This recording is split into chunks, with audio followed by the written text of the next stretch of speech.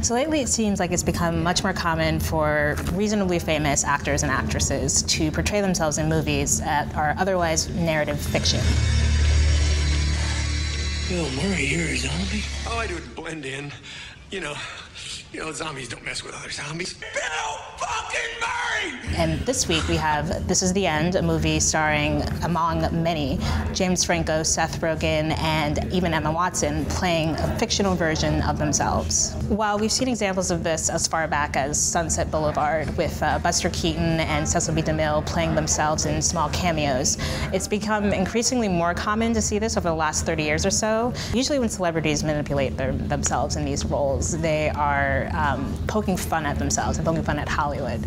This can be seen, especially if you think about something like Jay and Silent Bob Strike Back, where Matt Damon and Ben Affleck are playing themselves on set, doing a sort of sequel to Good Will Hunting called Good Will Hunting 2: Hunting Season. You're like a child. What do I keep telling you? You gotta do the safe picture, then you do the art picture. And then sometimes you gotta do the payback picture because your friend says you owe him. And then sometimes you gotta go back to the well. Yeah, sometimes you do reindeer games. More notably, there's 1992's The Player, directed by Robert Altman, and that features many celebrity cameos, but there's one in particular that comes up as kind of a meta joke, and that's pitched by a couple of screenwriters as a potential screenplay that needs unknown actors. Who's the DA? No one. No one? No stars on this project. We're going out on a limb on this one. Of course, later in the film, we see Julia Roberts and Bruce Willis playing the roles that were originally meant for unknown actors. And this highlights the ironic relationship between art and commerce that plays in the film. It took you so long. Traffic was a bitch. Julia Roberts would again put a bigger twist on the phenomenon a few years later in Ocean's 12 by playing a character that was playing Julia Roberts. And, oh, hey, there's Bruce Willis again. Perhaps in a nod to The Player. In Jim Jarmusch's Coffee and Cigarettes, a movie that features tons of actors playing themselves, one vignette that stands out is Cate Blanchett's. In that short, Cate plays herself as well as her hipper, poor, and non-famous cousin Shelley. The two have a very awkward catch-up session after not having seen each other for 2 years. I mean, it must be fabulous, you know, you got it all. You got a great husband, beautiful baby, travel all over the world, stay in fancy hotels. Parties. Yeah, well, you know what they say, the grass is always greener.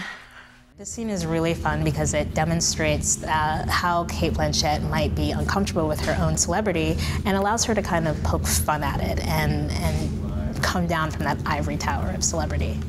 This is for you. Thanks, yeah. I could use your stuff. Make me look like a movie star, right? In order to win audiences, usually celebrities tend to play self-deprecating versions of themselves. Excuse me, are you Neil Patrick Harris? Doogie Howser MD was like my favorite show growing up. You were my idol. Yeah, that's great. Can we get going? I'm bored as shit back here. For example, in Harold and Kumar Go to White Castle, Neil Patrick Harris played a coked-up, womanizing douchebag version of himself, the complete opposite of what we're used to seeing him as. I was at this party earlier tonight, and some guy hooked me up with this incredible ex, and next thing I know, I'm being thrown out of a moving car. I've been tripping balls ever since. What's interesting about this is that Neil Patrick Harris is basically able to relaunch his career by playing a very similar character, Barney Stinson, on the long-running sitcom How I Met Your Mother. Science! There is an 83% correlation between the times men wear boutonnieres and the times they get laid. One of the most experimental versions of this trope is probably the Charlie Kaufman penned Being John Malkovich. What makes Being John Malkovich different from the other examples is that it doesn't just play with the idea of celebrity. Yeah, I thought you were all right in that one movie. Thank you. And one where you played a jewel thief? I never played a jewel thief. It plays with the idea of identity and sense of self. Seth, that's a better performance than you've given in your last 6 movies. Where the fuck was that in Green Hornet, huh?